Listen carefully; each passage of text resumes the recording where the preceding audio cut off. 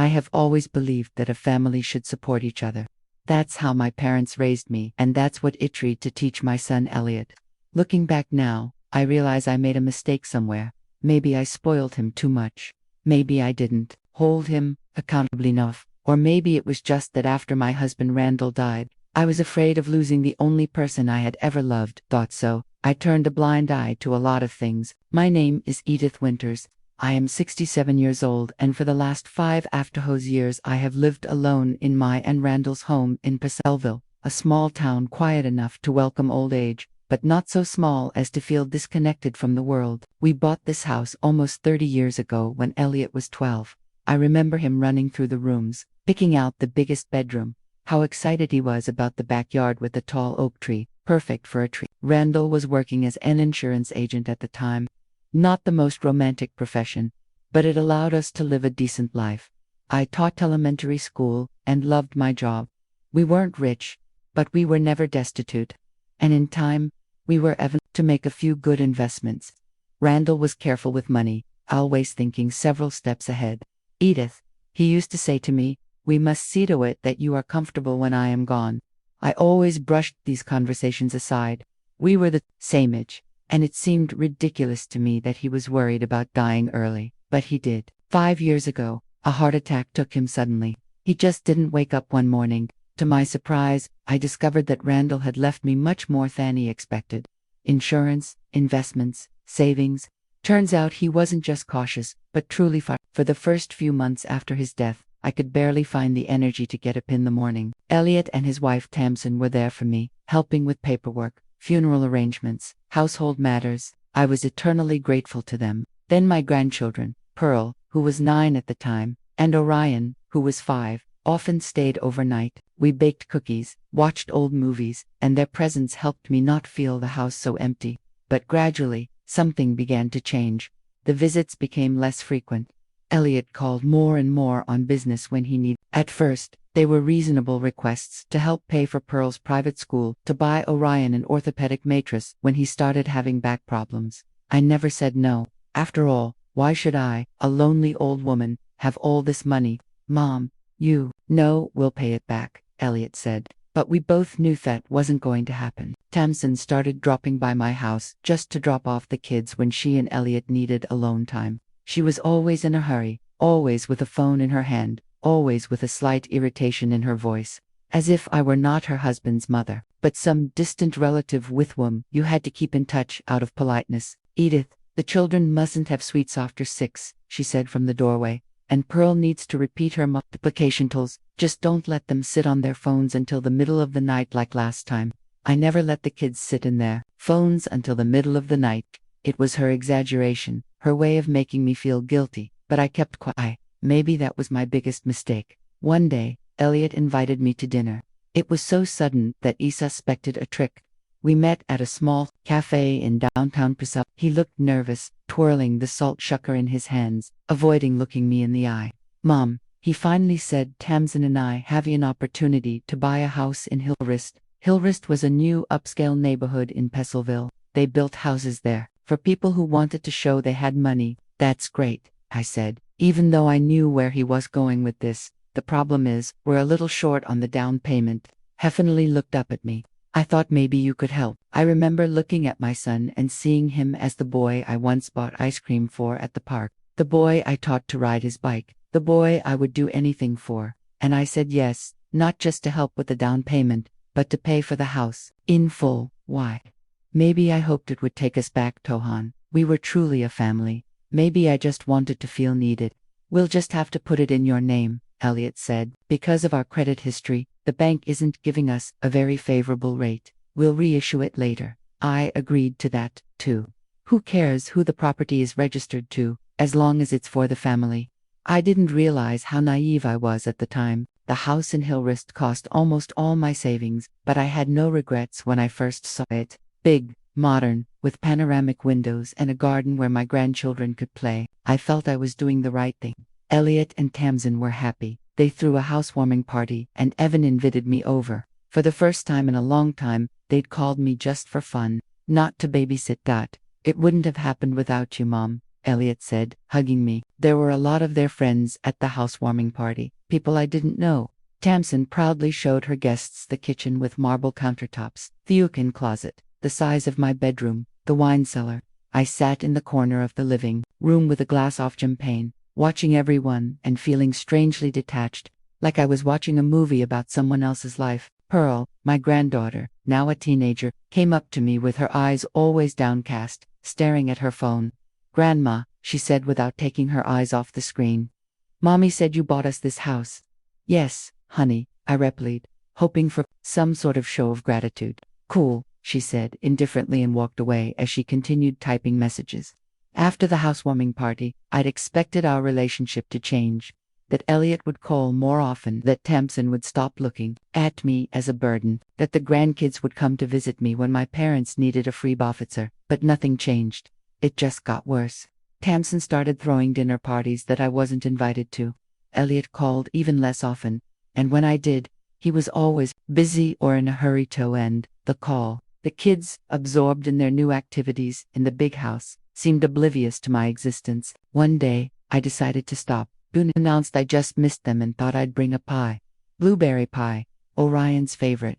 When I pulled up to their house, I saw several cars in the driveway. Lights were on in the windows. Laughter could be heard. I rang the doorbell. Tamsin opened, and her face changed instantly when she saw me. "Edith," there was surprise in her voice and something akin to annoyance. "We weren't expecting you." "I was just passing through," I lied, handing her the pie. "I thought I'd stop by and see how you were doing." "We have company," she said, not inviting me in.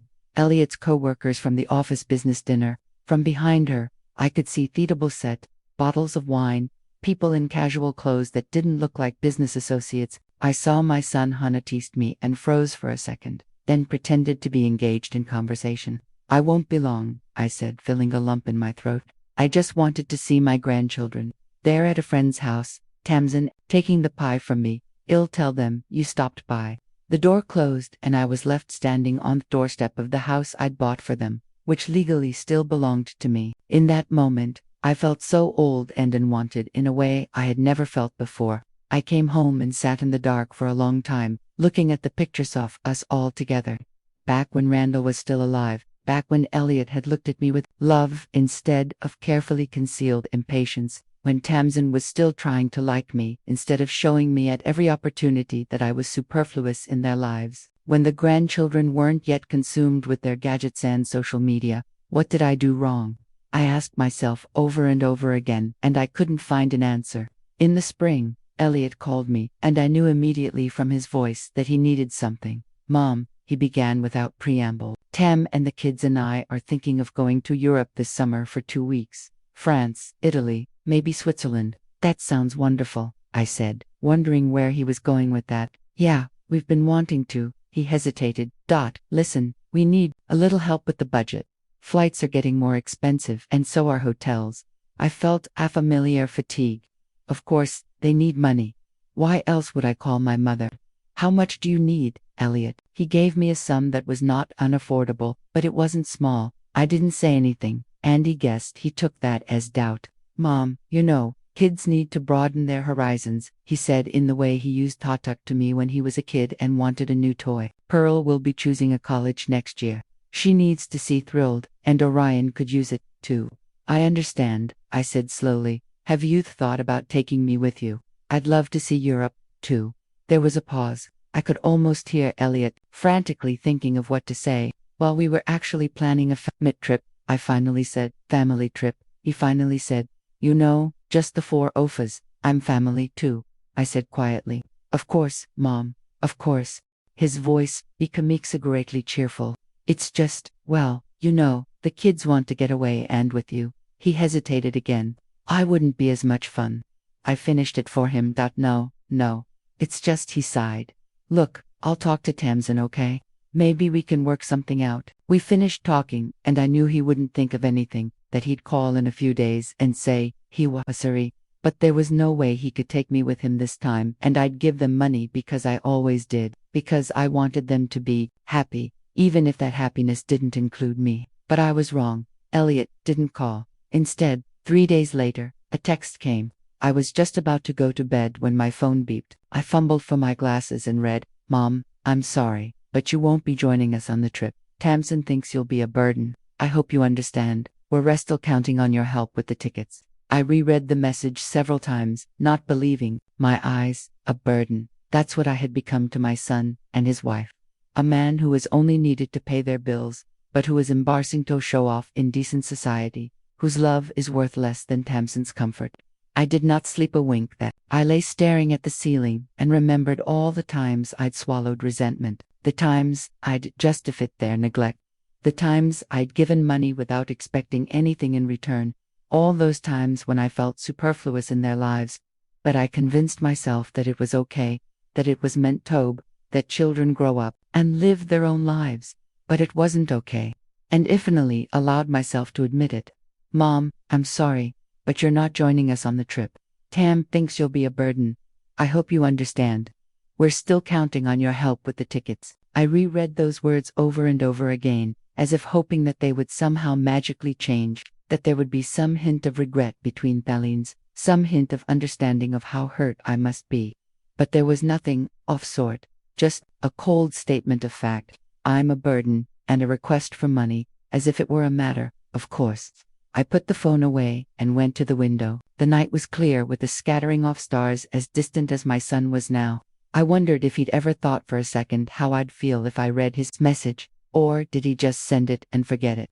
Turning his attention to discussing with Tamsin where they'd be staying in Paris, tiredness finally took its toll, and I fell asleep in the chair by the window. I woke to a ray of sunlight slipping across my face. My neck was stiff, and my mouth was dry. For a second I thought I was dreaming about last night's text, but then I saw the phone on the table and reality hit him again. Over a cup of morning coffee, I tried to calm down to find a logic, maybe even an excuse for Elliot. Perhaps he was upset and wrote in haste. Maybe it was Tamsin pushing him, and he just couldn't resist. Perhaps he would call today and apologize. The phone was silent all day. I did the usual chores, washing laundry, making dinner, watering the flowers, but they all seemed mechanical, as if I were doing them on autopilot. The same word kept running through my mind. Burden. I had once been Elliot's whole world. I remember him falling asleep in my arms, coming to me with every scratch, reading me his first high school essays, proud and excited. I remember him bringing his friends to me in high school because he said I was the coolest mom and made the best blueberry pancakes. When he met Tamsin, he brought her to meet me before he met his dad because my opinion was more important to him. What changed? When did I go from coolest mom to Abaddon? That evening, the phone did ring. I flinched, but it wasn't Elliot, it was my friend Louise. We'd met at a book club a few years ago and had called each other regularly ever since. "Edith," her voice sounded worried. "Are you all right? You didn't show up for the club meeting." I completely forgot about the book club. We were supposed to be discussing Catherine Nelson's new novel, and I'd even made notes in the margins. "I'm sorry, Louise," I said, my voice trembling. Distracted. "What's wrong?" There was a genuine concern in her voice that I hadn't heard from my own son in so long, and I told her everything, a Booth message, about how Elliot and Tamsin were using me, about the house I'd bought them, about how I felt thrown out of their lives. "Oh my God," Edith, Louise said when I was done. It's just awful. I can't believe Elliot's doing this to you after everything you've done for him." "Maybe I'm overreacting," I asked, still trying to find an excuse for my son.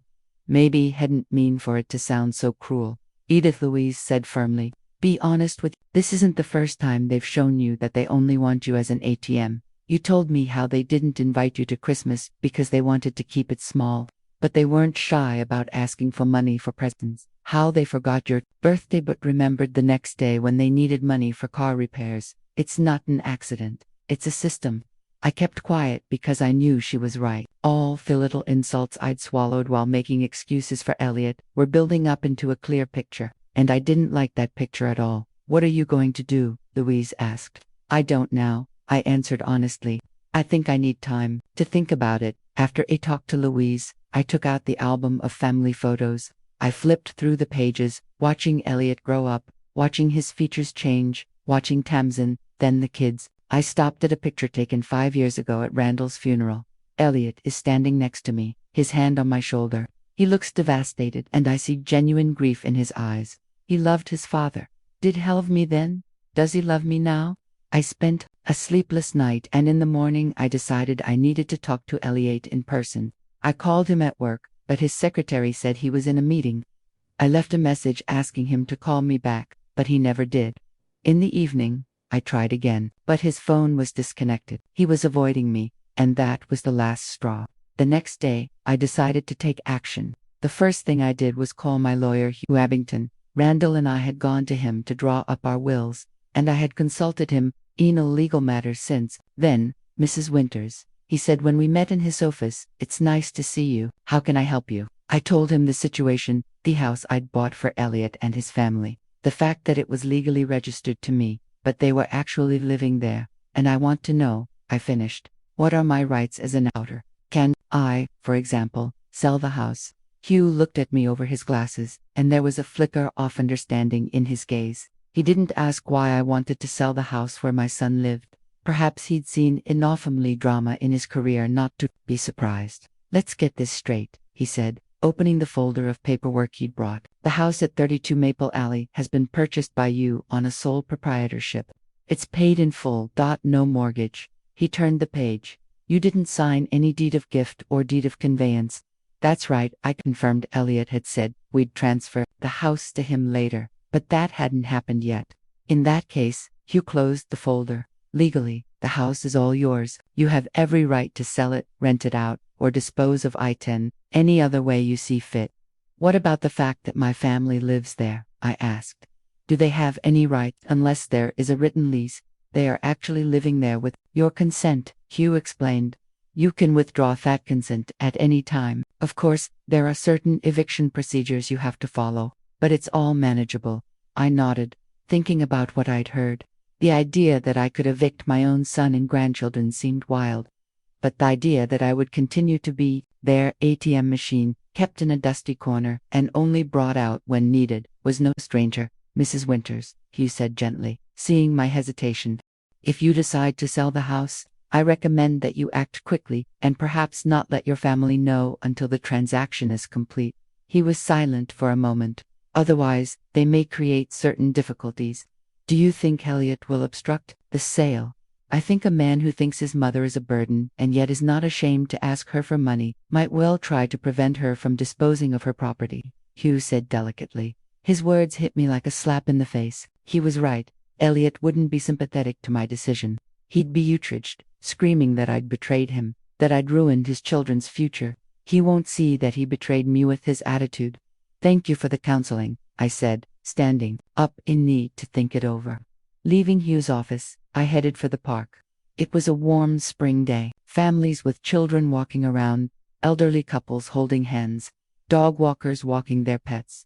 Ordinary, everyday life full of little joys and worries. I looked at them unthought about my life and the daily humiliations that had become part of it. I remembered Tamsin defiantly reviewing the shopping list I make for my grandchildren, crossing off the junk foods. How Elliot checks his watch while talking to me on the phone, as if every minute with me is wasted time. How Pearl, my granddaughter, once told her friend, loud enough for me to hear, "That's my grandmother. She's old and doesn't understand anything about modern life," and all this after I had given them almost all of my savings to be their dream house. I walked to the small pond in the center of the park and sat down on a bench. The ducks swam through the water, occasionally diving for the bread the kids threw them. I looked at them and realized that I couldn't go on living like this. I can't go on being a person who is used and thrown away like a useless thing. I can't wake up every day feeling that my life has no value, that I am just a burden to those I love most in the world. In that moment, sitting on a bench by the pond, I made a decision. I will sell the house. I will get back the money that Elliot and Tamsin think is rightfully theirs. I will stop being an ATM machine for them, and maybe then they'll finally see me as a human being, instead of a source of funding for their ambitions. It was a scary decision. I knew it would change our relationship forever, that Elliot would probably never forgive me, but I also knew that I had to respect myself, my feelings, my boundaries, that after Randall's death, I'd been so lonely that I'd been willing to tolerate any attitude just so I wouldn't lose the people I was close to. But now I realized that I had already lost them, or rather, the people they used to be. They had been replaced by selfish, money, and stayed as hungry creatures who saw me only as a means to their ends. I pulled out my phone and texted Elliot, "We need to talk, it's important." He didn't respond an hour or two later. In the evening, I tried calling. The phone was disconnected. He was avoiding me, and that only strengthened my resolve. If my own son can't find 5 minutes to talk to me after that text message, then he doesn't care about my feelings. The Neum really just a source of money for him. When I got home, I called Hugh. He went to sell the house, I said without preamble. As soon as possible. Are you sure, Mrs. Winters? I could hear the doubt in his voice. Absolutely, I answered, and there was no hesitation in my voice. In that case, Hugh said after a pause, I'll recommend an excellent realtor, and I'll accompany the transaction personally to avoid any complications. We agreed to meet the next day to discuss the details.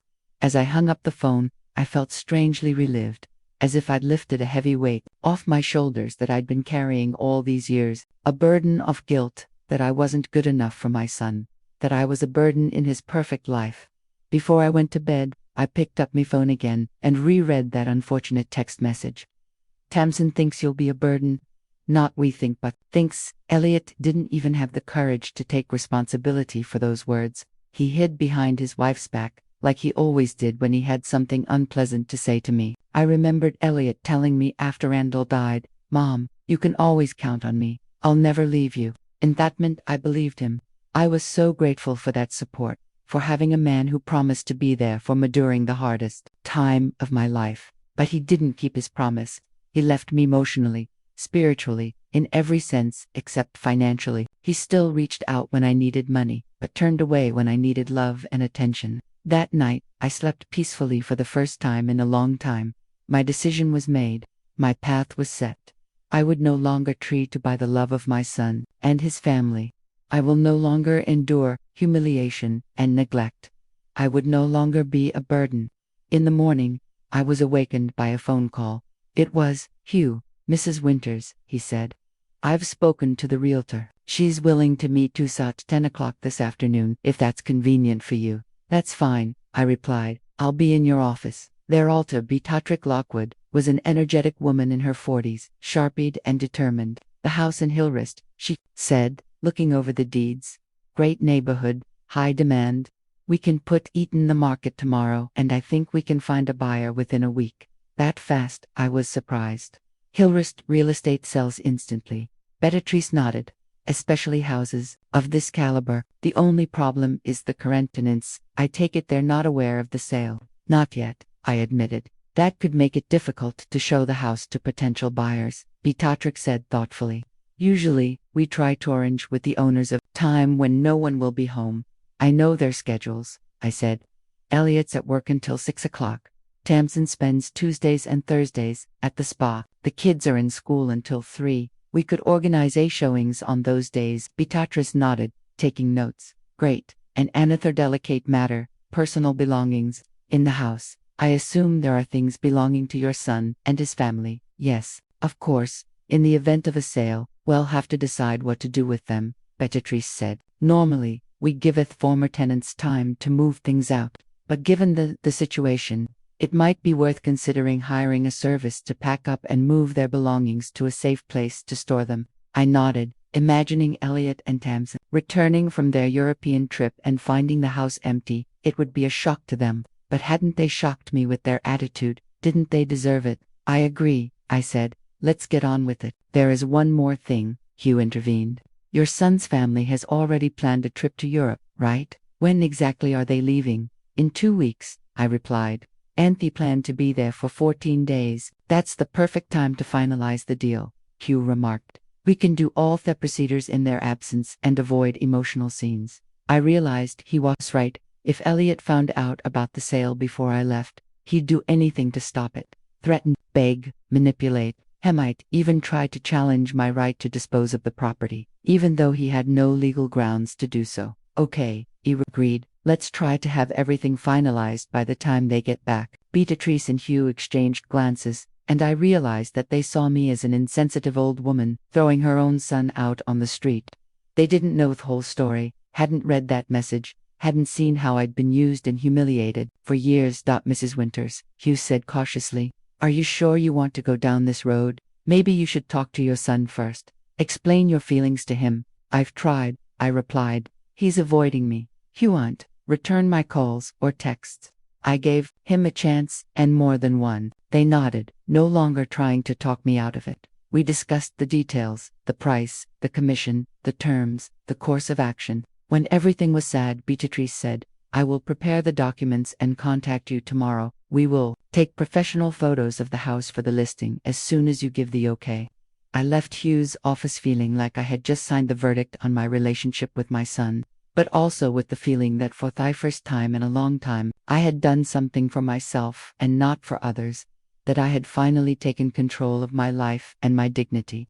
At home, I tried to contact Elliot again. This time, he answered, but his voice was irritated. Mom, I'm really busy right now. What's wrong? We need to talk, I said. About your message. About Tamsin thinking I'm a burden. Oh, that, he said. And there was no remorse in his voice. Look, you realize, it's just a figure of speech. Tamsin didn't mean anything by it. Then don't you want to take me with you? I asked you bluntly. Well, he hesitated. It's just that we were planning such an active vacation, a lot of walking, sightseeing. We're afraid it's going to be hard on you. I almost laughed. Active vacation. I went for an hour-long walk every morning, did yoga twice a week. I was in better shape than Elliot, who couldn't walk up to the third floor without shortness of breath. And that's why you're still asking me for money for this trip. And I asked, well, yes, he said, a weary tone in his voice. Why, is there a problem? No, Elliot, no problem at all. I just wanted to make sure I understood the situation. Good, Elliot said with relief. Look, I got to run. I'll call you later. Okay, he hung up without waiting for my answer. Like always, I put the phone down and felt the last of my doubts. My son didn't see anything wrong with calling me a burden while asking me for money. He didn't feel the slightest sense of guilt. For him, it was okay, but for me, it wasn't anymore. I woke up the next morning with a sense of determination I hadn't felt in a very long time. There was something liberating about finally stopping letting others decide how I felt and how to live my life. I was no longer going to be just a convenient ATM for Elliot and Tamsin. The first thing I did was call the bank and cancel the automatic transfer I had set up for the monthly payment for the gardener and apiary at Elliot's house. They had insisted on these necessary expenses shortly after moving in, arguing that, in a decent neighborhood, that's the way it's done. I agreed, as I almost always did. The bank manager sounded surprised. Mrs. Winters, are you sure? These payments have been set up for over 6 months. Absolutely sure, I replied firmly. One more thing. I want to revoke the power of attorney I gave my son to manage my accounts. After Randall died, I'd given Elliot power of attorney, just in case, he'd said. It seemed reasonable at that time. Now I realized it was just another form of control. All right, Mrs. Winters, the manager said carefully. We'll send you a form to fill out.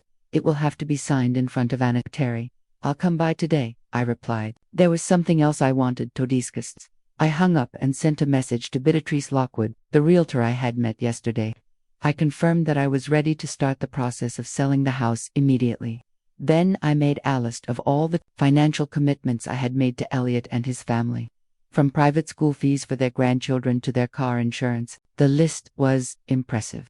I hadn't realized how deep they'd gotten their hands into my wallet. Beatrice responded almost instantly. Great. I can come over for pictures today at 2. If no one is home, I'll have all the paperwork ready by tomorrow. I knew that on Tuesdays Tamsin spent all day at the spa and the kids were at school. Elliot, of course, was at work. Perfect timing. Yeah, no one will be in at 2. I have Mikey's, I replied. I felt a mixture of emotions. Determination mixed with anxiety, satisfaction with a tinge of bitterness. Part of me still couldn't believe that I was really doing this, that I was selling the house my son and his family lived in without giving them a heads up. But the other part, the part that had been humiliated and used, knew it was the only way. At the bank, I was greeted with the respect always accorded to customers with solid accounts. The financial advisor, Mrs. Pratt, asked to a private office. What can I do for you, Mrs. Winters? I plan to receive a substantial amount of money from the sale of real estate, I said bluntly. And I'd like to discuss investment options. Mrs. Pratt's. I sparkled with interest. Of course, we have several attractive investment products. What level of risk are you interested in? Moderate, I answered after a short pause. I don't want to risk everything, but I don't want the money just sitting in my account. We spent almost an hour discussing various options from conservative bonds to riskier funds. In the end, I decided to split the future funds from the sale of the house, some to put into safe, long-term investments, and some to keep in more flexible accounts for travel and other expenses I've dreamed of for so long. One more thing, I said when we were done with the investment plan, I want to change my will. After Randall died, I had rewritten my will, leaving everything to Elliot. It had seemed natural at the time. Who else should elevate property to but my only son? But now, I could see it was a hasty decision. You'll need a notary or a lawyer to draw up a new will, Mrs. Pratt said. We can recommend several specialists. Thank you, but I already have a lawyer. I walked out of the bank feeling like I had taken the first step toward my new life, a life where I would respect myself and my needs, not sacrifice everything for people who only saw me as a wallet. At home, I took care of another important thing. I started planning a trip. It was a dream that Randall and I had always put off for later. We wanted to see Italy, drive through the small towns of Tuscany, visit the museums of Florence, and taste authentic Italian food and famiglia ranchetas. But first, Elliot had to be educated. Then there were grandchildren. Then Randall's health began to fail. There was always a reason to put the dream on hold. Now I decided there was nothing left to put off. I opened my laptop and started looking for information on Italy tours for older travelers. I found several options that seemed interesting to me. Small groups, experienced guides, comfortable hotels. I didn't want to go completely alone, but noisy bus tours didn't appeal to me either. At 2 o'clock, I met Beatrice at Elliot's house. She had arrived with a photographer, and they got to work while I waited in the car. I didn't want to go inside. It would bring back to memories. An hour later, Beatrice came back showing me the pictures on her camera. The house looked great. Spacious rooms flooded with light, perfectly matched furniture, which I had also paid for, a well-kept garden. Excellent, said Beatrice. With pictures like these, and in this neighborhood, the house will go very quickly. I've already gotten pre-approval from several potential buyers who are looking for just such a property. How quickly can we close the deal? I asked, thinking about Elliot's trip to Europe, which would start in 10 days, with a willing buyer and if all the documents were in order. A week, Beatrice said confidently, especially if the buyer is willing to pay cash, no mortgage. I nodded.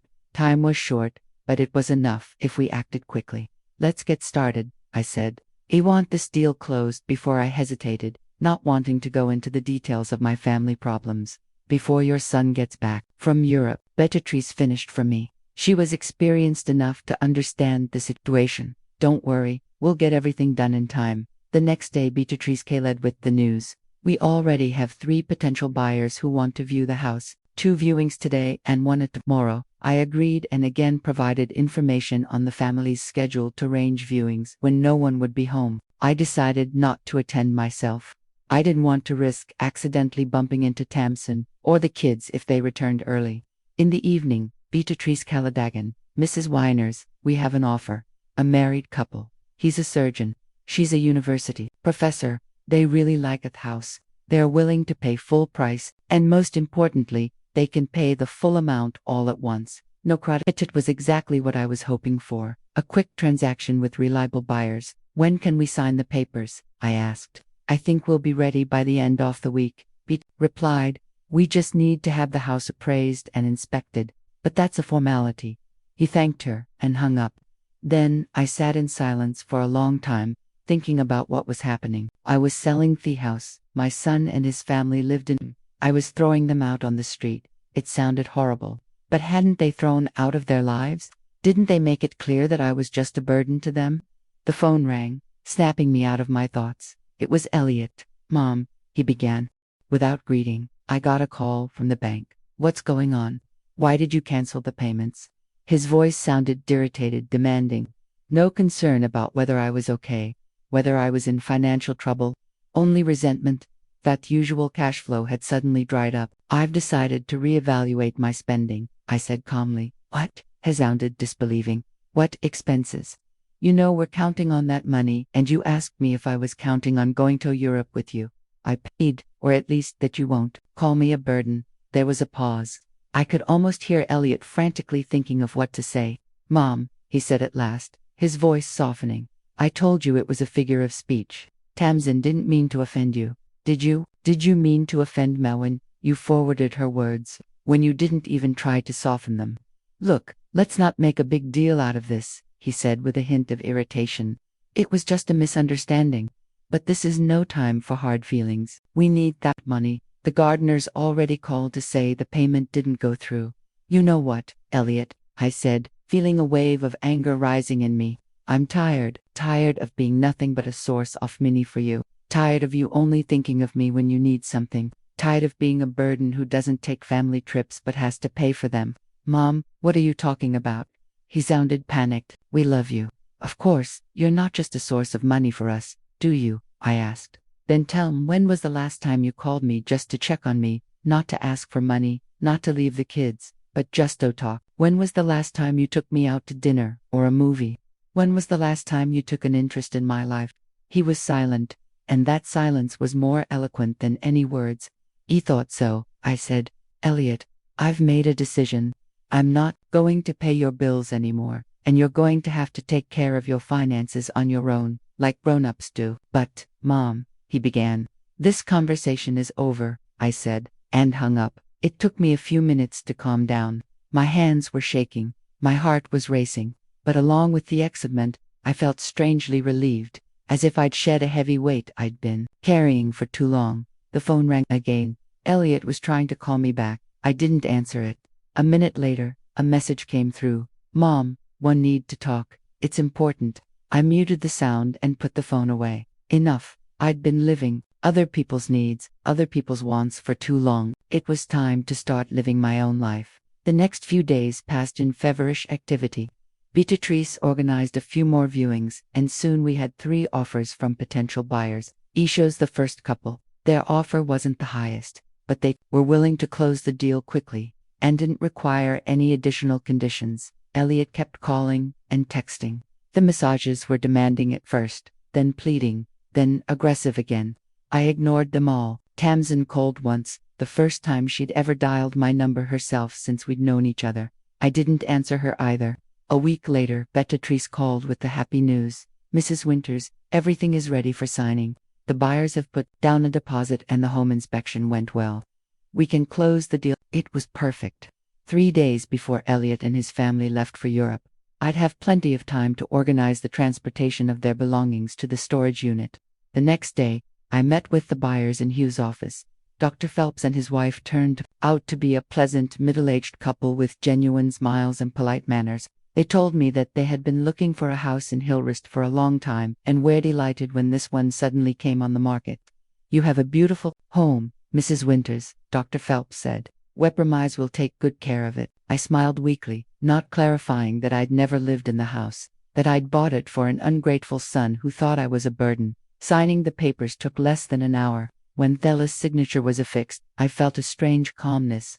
The deed was done. I no longer owned the house, which meant Elliot and his family didn't either. "Congratulations on a successful transaction," Hugh said, shaking my. "The money will be deposited into your account within 24 hours. I nodded, thanking him for his help. Then I turned to Beatrice. "What about things? When can we move them out?" "I've already made arrangements with the shipping company," she said. "They are ready to start packing and moving out tomorrow morning. Everything will be moved to your house by this evening." "Great," I said. "I want everything done before their turn of the former tenants." Beatrice nodded understandingly. "Don't worry, Mrs. Winters. We'll get everything organized." As I left Hugh's office, I felt strangely light, as if I dropped a heavy backpack after a long journey. The decision had been made, the action taken. There was no turning back.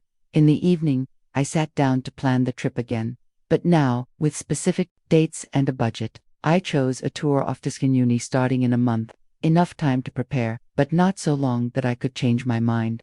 I booked my spot in the group, paid the deposit, then bought plane tickets, round trip, business class. Why not? I could afford it, and it was my first big trip in years. The next day, as planned, the transportation company arrived at Elliot's house. I handed them the keys and left.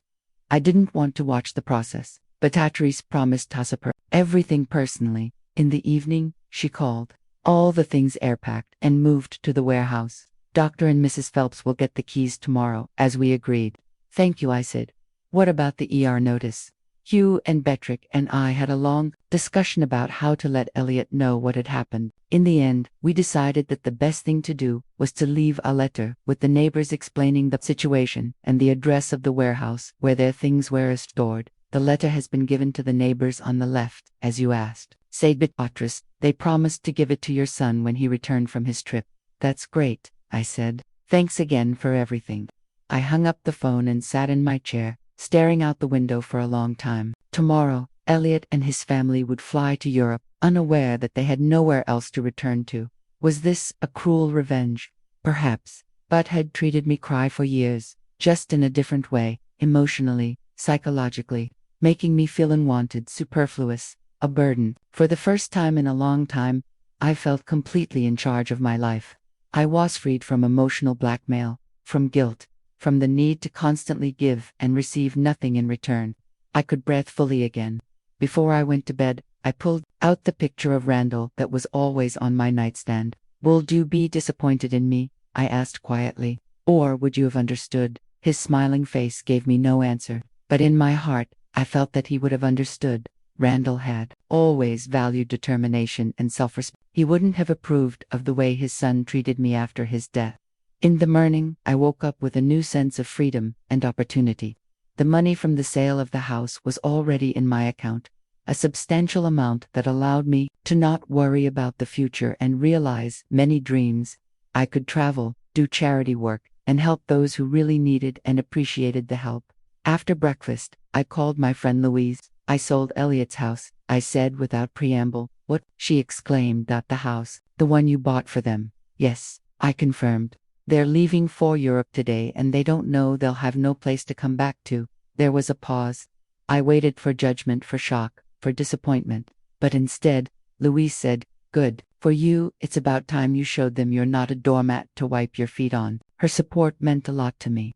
I knew that not everyone would understand what I'd done. Many would condemn me, call me a cruel mother who threw her own son out in the street. But they didn't know the whole story. They didn't know what I'd been through. What do you plan to do? Louisa asked. I'm going to Italy, I replied with a smile. The Tuscanator that Randall and I had always dreamed of. It starts in a month. That's wonderful. She was genuinely excited. You deserve it, Edith. You deserve to live life to the fullest. After talking to Louise, I went for a walk. The day was clear and warm, perfect for a long, leisurely walk. I headed for the park where I often walked with my grandchildren when they were little. Now, they rarely agreed to spend time with me, too busy with their gadgets and friends. Or maybe their parents had indoctrinated them that grandma was just a boring old lady, a burden to be socialized with out of politeness. Sitting on a park bench, I watched young mothers with their children, couples holding hands, elderly people strolling along the paths. They all live their lives with their joys and sorrows, and I too had a right to live my own life, not to exist as an adjunct to the lives of Elliot and his family. When I got home, I decided to take care of one more thing I'd been putting off for too long. I pulled out the boxes of Randall's belongings that I still kept in the closet. 5 years had passed since his death, and I still couldn't bring my take them apart, as if by keeping his things, I was keeping a piece of him. Now I was ready to let go. Not to forget, never, but to let go. I sorted through his clothes, setting aside the good stuff for a charitable organization. I went through his books, leaving out the ones that were especially dear to him and me. Went through photos, choosing a few for the album I take with me on the trip. It was a strange, bittersweet endeavor. Every single thing evoked memories, some to the point of tears, but I felt I was doing the right thing, that Randall would approve. He always said life should be lived fully, even when it hurts. By late afternoon, I was done. Boxers of items for the charity stood in the hallway, ready to be shipped. An album of selected photos lay on the coffee table. My heart felt light and calm. I turned on the television to watch the evening news and saw a report on a strike by air traffic controllers in several European countries. Many flights were cancelled or delayed. I wondered if this would affect Elliot's travel. However, that's not my concern anymore.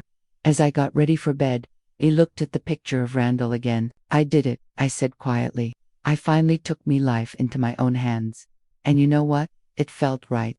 I believed he wouldn't stand. Randall had always respected strength of character and the ability to stand up for yourself, qualities I seemed to have lost since his death and was only now beginning to regain. As he fell asleep, I thought of Tuscany, the rolling hills covered with vineyards, the medieval towns rising out of the cliffs, a plate of real pasta in a small family trattoria. All those places Randall and I dreamed of seeing together but never got the chance. Now I'll get to see them for both of us, and maybe feel his presence beside me.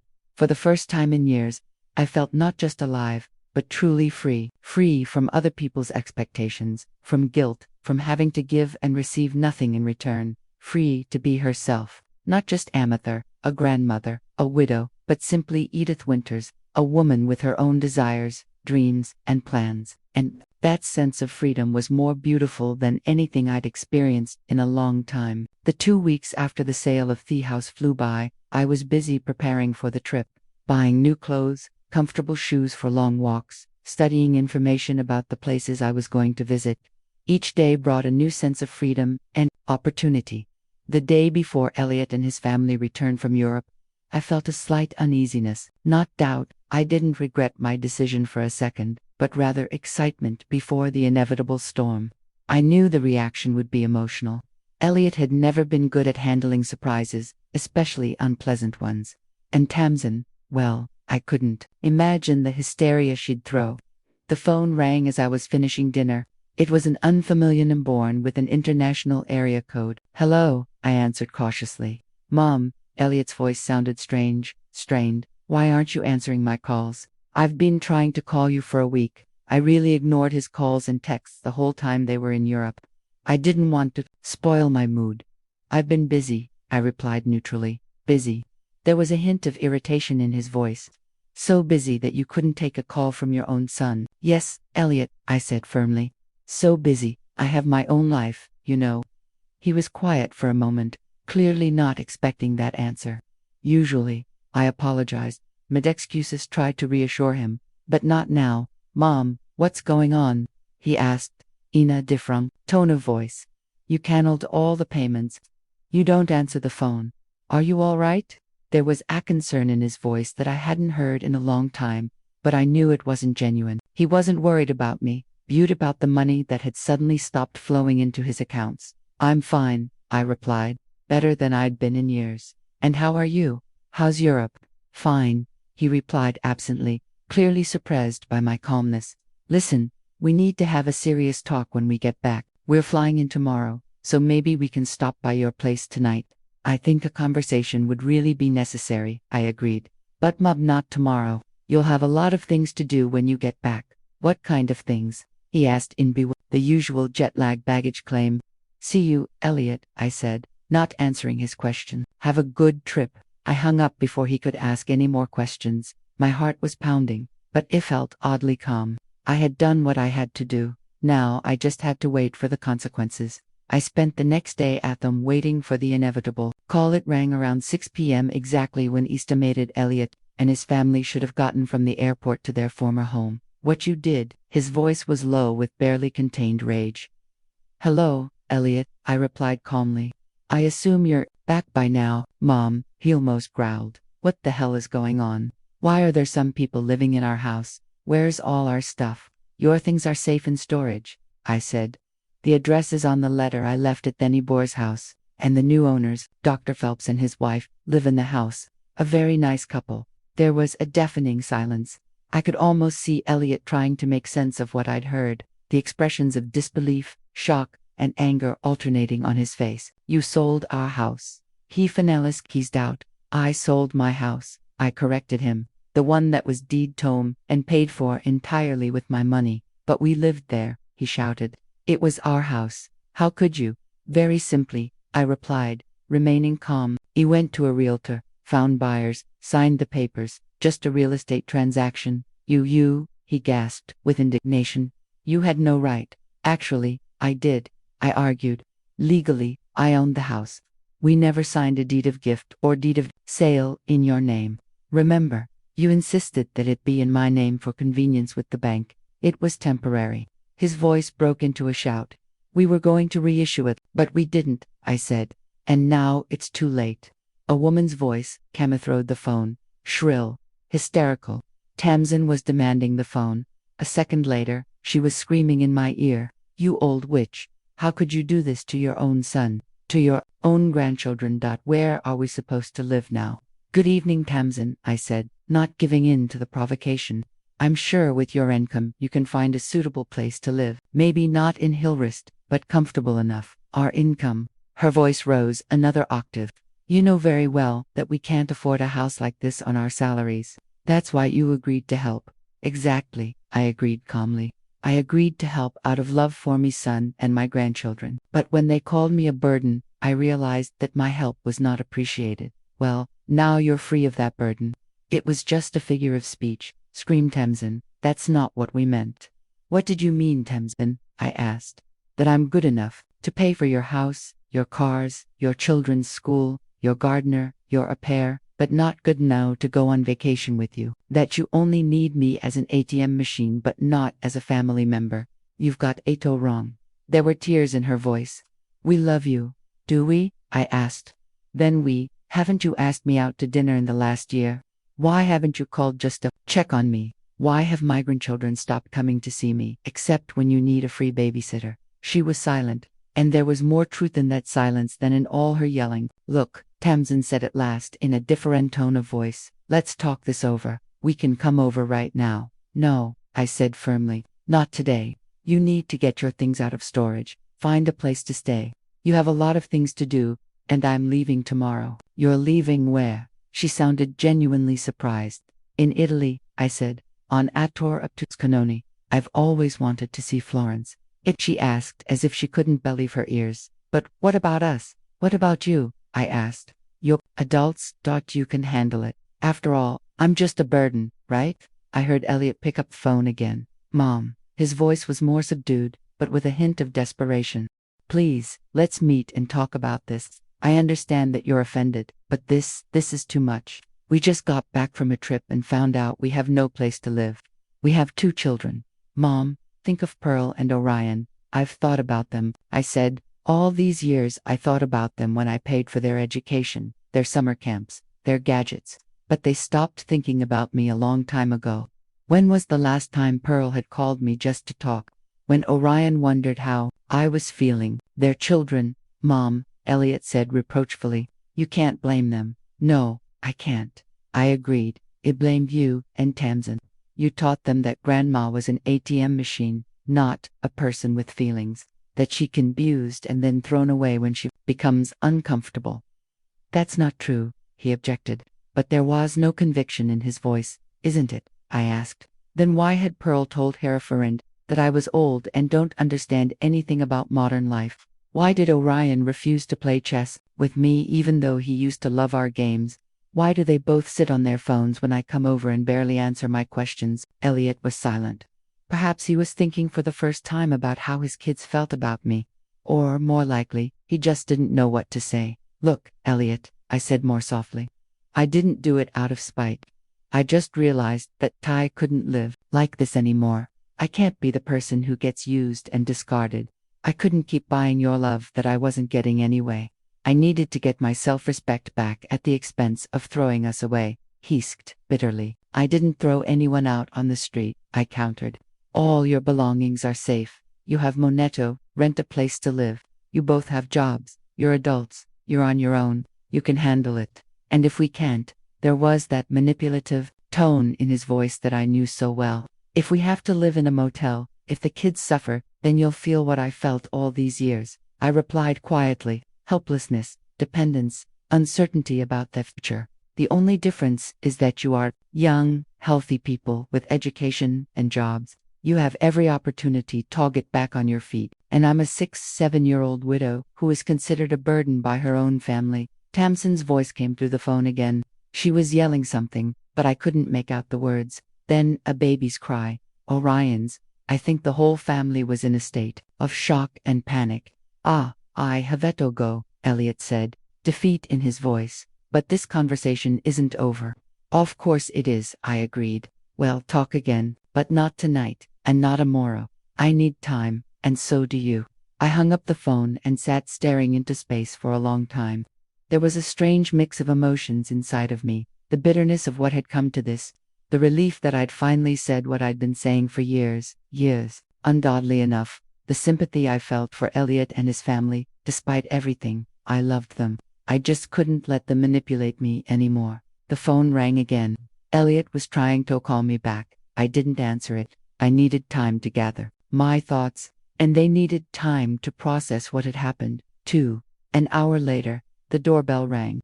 I looked through the peephole and saw Elliot looking disheveled and readied. Tamsin was standing next to him crying, her mascara smeared. Behind them were the children, Pearl with a haughty expression that she apparently thought was adult, and Orion, frightened and confused. I opened the door, but I didn't step aside without inviting them in. Mom, Elliot began without preamble, you have to give us the house back. It's impossible, I replied calmly. The house has been sold. The deal is done. The money has been transferred. The new owners have already moved in. Then give us the money for a new house. Tamsin intervened. Her voice sounded demanding despite her tears. You got the money from the sale, didn't you? You have to give it to us. I don't owe anyone anything, I said firmly. The money is, I earned it, and I have every right to dispose of it as I see fit. But that's not fair, Tamsin exclaimed. You can't just take everything away from us. I didn't take anything away from Magnon, I countered. I stopped giving. There is a difference. Grandmother, Pearl interposed with an intonation that she must have considered mature and judicious. You realize what you've done is wrong, don't you? You've got to make it right. I looked at my granddaughter, a tall, beautiful girl who once sat on my lap and asked to read fairy tales. Now there was only cold judgment and certainty in her eyes. Pearl, I said softly, when was the last time you called me not to ask me for anything? When did you ask how I was doing? What I was thinking? How I was thinking? She blinked, clearly, not expecting such a question. Yeah, I didn't know, she finally answered. I have a lot of things to do, school friends. Of course, I nodded. You have your own life, and I have mine, and I have the right to live it as I see fit without feeling guilty about not living up to someone else's expectations. But we're family, Elliot exclaimed. A family is supposed to support each other. Yes, we should, I agreed, but support isn't a one-way street. It's not just me giving and you taking. It's mutual respect, care, attention. When was the last time you asked me how I was feeling? When you took an interest in my life, not just my wallet. Elliot opened his mouth to object, but he didn't. He knew I was right. Can I come in? Orion asked quietly, looking at me with his big eyes. I want to go to the bathroom. That simple, childish request broke the tension. I smiled and stepped aside. Sure, sweetie, you know where it is. Orion slipped past me into the house. The others followed him, though I didn't invite them in. In the living room, Tamsin immediately took a stance. She stood in the middle of the room with her arms crossed over her chest. So, what do you suggest we do? She asked defiantly. Live on the street. You have money, I said. You both have jobs. Get an apartment. Save up for a down payment. Take out a mortgage. Do what millions of other people who aren't lucky enough to have a rich grandmother do. But it's going to take years, Tamsin exclaimed. We can't live in a rented apartment. What will people think? That's what it was. Not concern for their children, not fear of homelessness, fear of losing status, falling out of the decent people circle with their houses in hill. People will think you're a middle-class family, I said. What's the big deal? You don't understand. Tamsin was almost screaming. We can't go back to that kind-off life. We're used to a certain level, a level that I provided. I reminded her, with my money, and now I'm going to spend that money on myself. Travel, hobbies, charities, whatever I choose. That's selfish, Tamsin blurted out. No, I said calmly. It's selfish to think that another person is obligated to provide you with a life of luxury without giving you anything in return, not even respect. It's selfish to call the man who gave you almost all of his savings a burden. Tamsin turned away, unable to find an answer. Elliot sat on the couch with his head down. Pearl stood by the window, defiantly tucked away on her phone. Orion came back from the bathroom and sat quietly next to me. Grandma, he asked suddenly, were we really that bad? His question caught me off guard. I looked into his worried eyes and felt a prick of conscience. It wasn't the children's fault for the way their parents raised them. No, honey, I said softly, putting my arm around his shoulders. You weren't bad. It's just we'd all forgotten what it meant to be a family, that it wasn't just money and gifts, but attention, care, respect. Can I come and visit you? He asked quietly, even if we don't live in that house anymore. Of course you can, I answered, tears welling up in my eyes. I'll always be glad to see you. And Pearl, too, I added, glancing at my granddaughter, who pretended not to listen. So, Elliot said, raising his head, what do we dino tonight? Where do we spend the night? You have credit cards, I said. Book a hotel room until you find an apartment. I've heard the Riverside Inn has good family rooms. A hotel. Tamsin looked at me as if I'd suggested they spend the night under a bridge. You want us to stay in a hotel temporarily? I explained. Until you find a permanent place to stay. Why can't we stay here? Pearl asked, entering the conversation for the first time. You have a big house, grandmother. I looked at her, surprised at the suggestion. Didn't she realize what had happened, that I had finally decided to live my own life instead of being an appendage to their existence? Because I need my own space, I answered.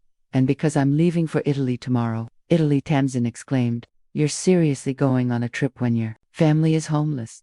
Absolutely serious, I confirmed. The tickets are bought. The tour is paid for. And no, I'm not canceling the trip. This is a dream I've been putting off for too long. It's Tamsin, gasped with indignation. This is just cruel. No, Tamsin, I objected calmly. It was cruel to use me as an ATM machine for years and then call me a liability. It was cruel to indoctrinate my children. Their grandmother was just a boring old woman who was only good for giving money. It was cruel to deny me the right to my own life, my own desires, my own dignity. Tamsin turned away, covering her face with her hands. Elliot stood up and walked over to her, putting his arm around her shoulders. They looked solaced, so unprepared for this turn of events.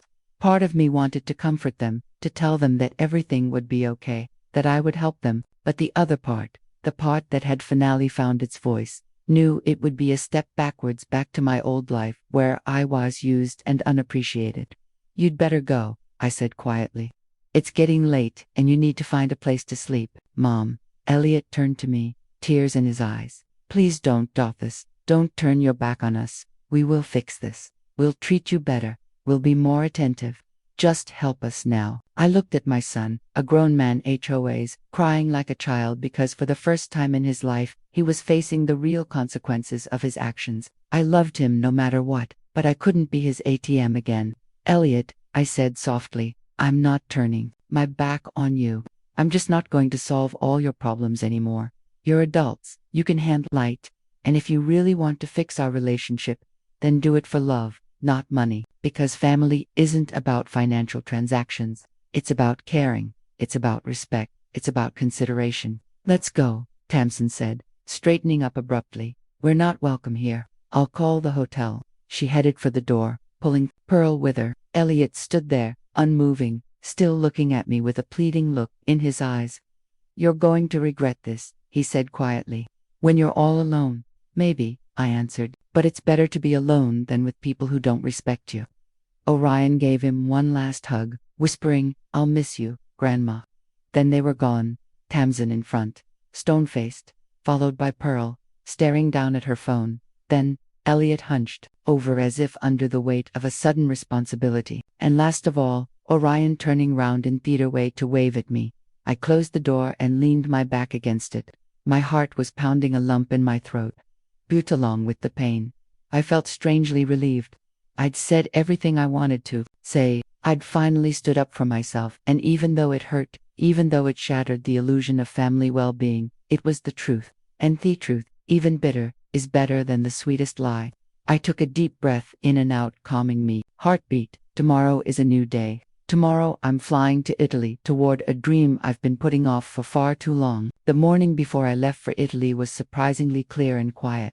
I woke up early before dawn and lay staring at the ceiling for a long time, remembering yesterday's confrontation with Elliot and his family. Their shock, disbelief, outrage. It was all expected, but it still left a heavy residue. Especially Elliot's words about how I would regret it when I was alone. There was some truth to them that I couldn't deny.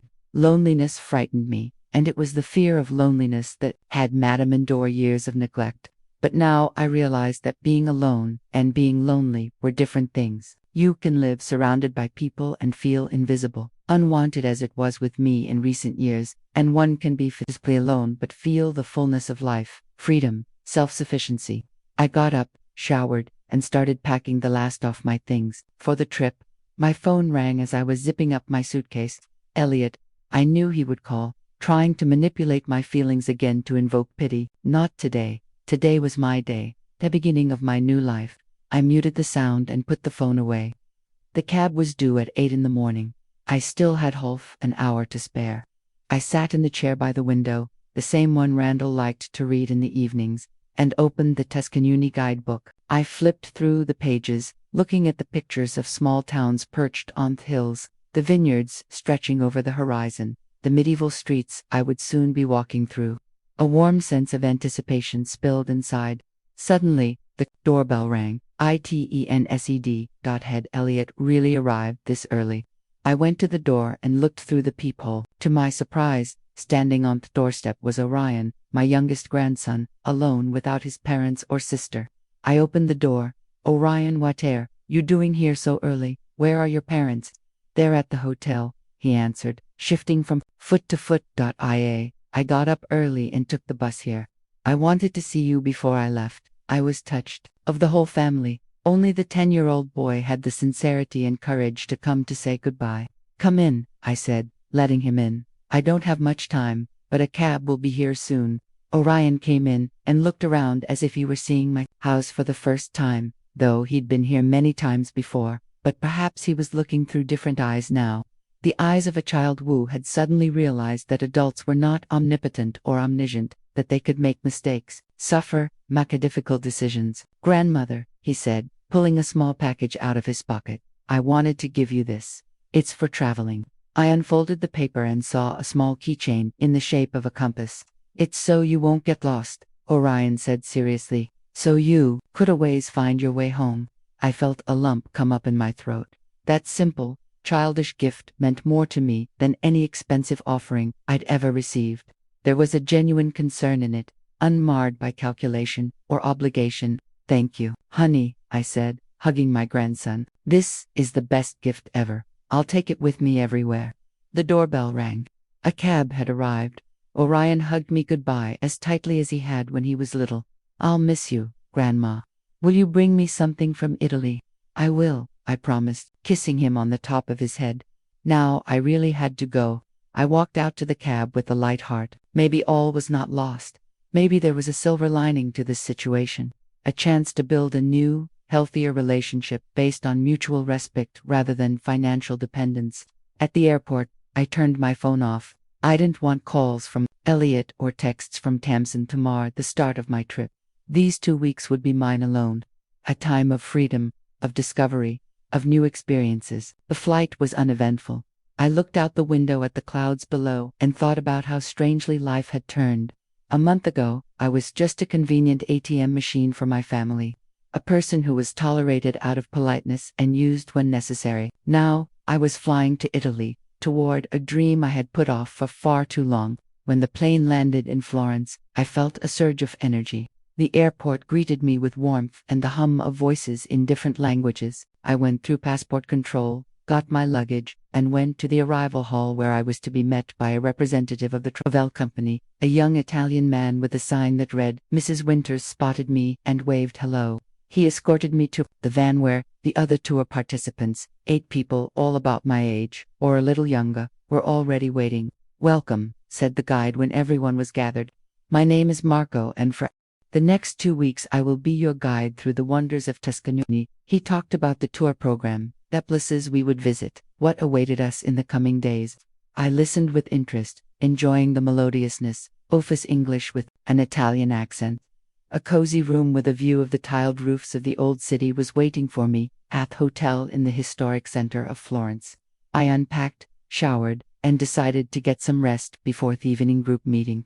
The next few days flew by like a dream. We walked around Florence, admiring the majestic Santa Maria degli Ori Cathedral with its famous dome. I wandered through the Uffizi Gallery, looking at masterpieces by Botticelli and Leonardo da Vinci, sat in small cafes enjoying world's best cappuccino. Then our tour continued to the small towns of Tuscany, Siena, with its uniquescal-shaped square, San Germano with its medieval towers, Montepulciano, famous for its wines. We stayed in familiar guest houses, dined in tiny trattorias with recipes handed down from generation to generation, tasted local wines, and enjoyed the leisurely pace and beauty of the Italian countryside.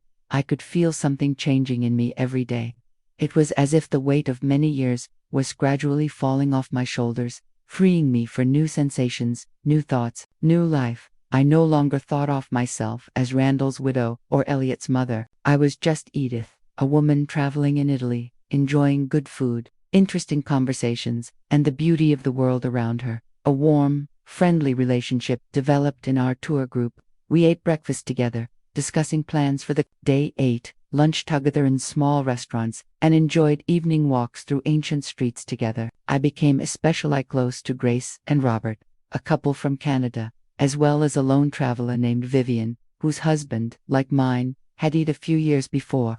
One evening, sitting on the terrace of our guest house in Montepulciano, glasses of local wine in hand, Vivian asked me, "Edith, what made you take these? You said you'd been dreaming about it for a long time, but why now?" I wondered. Should I tell these people whom I had known for only a week my complicated story? But then I decided I wanted to share it. I wanted to hear an outside opinion from people who were not involved in this situation. So, I told them everything about Randall's death, about the gradual deterioration of my relationship with Elliot and his family, about the house I'd bought for them, about that unfortunate text message about my decision to sell the house and start living on my own. When I finished, there was silence. I was afraid to see the judgment on their faces, because I hadn't done what was expected of a good mother and a loving grandmother. But instead of judgment, I saw understanding. Grace said, "I think you did the right thing. Hard, painful, but the right thing. No one deserves to be treated like that, especially by their own children." I agree, Robert nodded.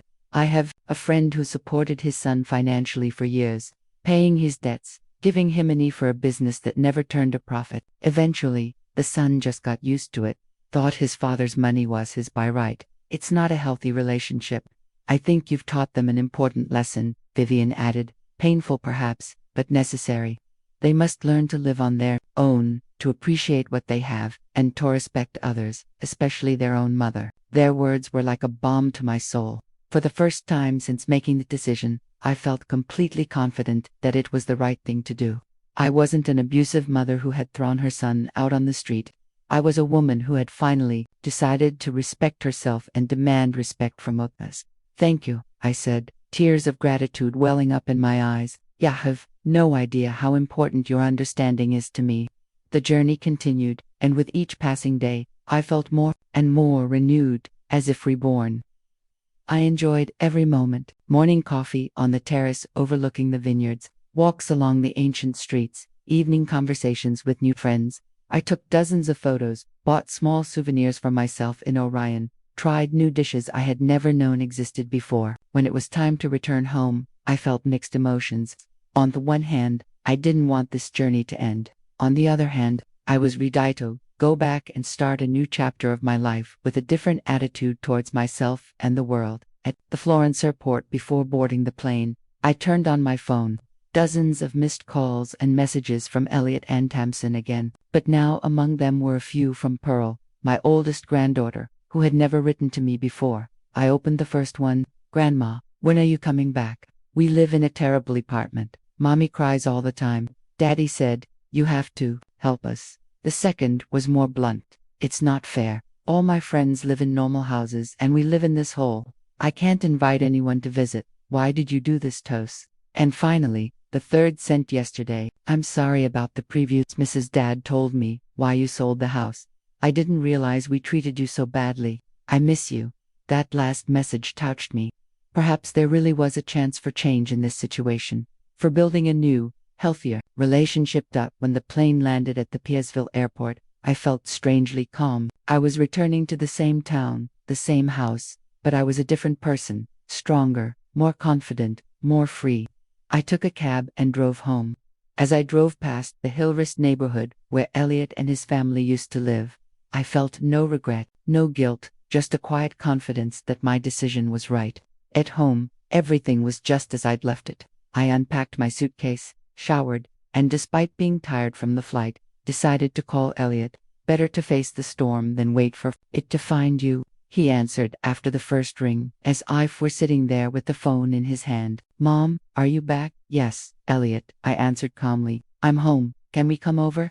His voice was a mixture of impatience and caution. We need to talk. Not today, I said. I was tired from the road. Let's do it tomorrow. 2 o'clock. Okay, he agreed. Quickly as if he was afraid I'd change my mind. Tomorrow at 2. I hung up the phone and stared out the window at Purcell for a long time. Tomorrow would be the beginning of a new phase of my life. A life in which I would no longer sacrifice myself for those who didn't appreciate me. A life in which I will respect myself and demand respect from others. A life in which I will do the things I dreamed of doing without proper stint, without sacrificing my desires for the sake of others. In the morning, I woke up rested and full of energy. I ate breakfast, cleaned the house, even baked cookies. Not for Elliot, but for Orion, who I knew loved them. Then I sat down and wrote a list, a clear, specific list of what I would and would not do in my relationship with my son's family. I will not give them any for whims. I will not tolerate neglect. I won't pay their bills or buy them houses. But I will be happy to see me grandchildren if they want to come visit me. I will socialize with Elliot if he treats me with respect. I will help in case of real need, illness, accident, a really difficult situation. At exactly 2 o'clock, the doorbell rang. I opened it and saw the whole family, Elliot, Tammin, Pearl, and Orion. They looked different, not as dapper as they used to be. Their clothes were plainer, their faces gaunt, their eyes weary. Orion was the only one who rushed over to hug me. Grandma, I missed you so much. Did you bring me anything from Italy? Of course, darling, I smiled, hugging him back. Come on in, everyone. They entered the house and sat in the living room. Tamsin was aloof, stone-faced. Pearl was clearly uncomfortable, avoiding my gaze. Elliot looked tense but tried to smile. How was the trip, Mom? He asked when everyone was seated. You look rested. It was wonderful, I replied. It is beautiful. I'm even thinking about going back in the fall, maybe to Rome and Venice. Mom, Elliot cut to the chase. We need your help. You know, we're living in a rented apartment, barely making ends meet. I know that you live like most people do, I said calmly. Within your means. But that's not what we're used to. Tams couldn't take it anymore. The children are used to different things. Habits can be changed, I said. Especially bad ones, Mom. Elliot tried to take a conciliatory tone. We know we've hurt you. We the first was wrong. I shouldn't have called you a burden. I shouldn't have treated you so consumerist. I'm sorry. I looked at my son carefully. Was his remorse genuine, or was it just a new tactic to get what he wanted? I forgive you, Elliot, I said after a pause. But forgiveness doesn't mean things will go back to the way they were. Things have changed. I've changed. What do you mean? He asked warily. I won't be your ATM anymore, I answered bluntly. I won't buy you houses, pay your bills, finance your lifestyle. You're adults. You have jobs. You can take care of yourselves. But, Elliot began. But I'll be happy to see my grandchildren, I continued, not letting him interrupt me. I'd be happy to communicate with you as long as it was based on mutual respect, not financial dependence. And I'll help in case of real need, illness, accident, emergency. Elliot and Tamsin exchanged glances. I could almost see their minds working, trying to find a new approach, a new way to manipulate. Mom, Elliot finally said, we just want to be a family like we used to be. No, Elliot, I said firmly. It won't be like it used to be. I used to be an ATM machine to you, not a person. You used to use me, disrespect me, think of me as a burden. I won't let that happen again. Tamsin stood up, clearly ready to leave. Come on, Elliot. It's clear she's not going to help us. Grandmother, Pearl said suddenly, looking me in the eye for the first time in the whole conversation. I really didn't know we treated you so badly. I'm sorry. I was touched by her words. Perhaps there was more sincerity in her than in her parents. I forgive you, Pearl, I said softly, and I'd be glad if you wanted to come and visit me. We could spend time together like we used to when you were little.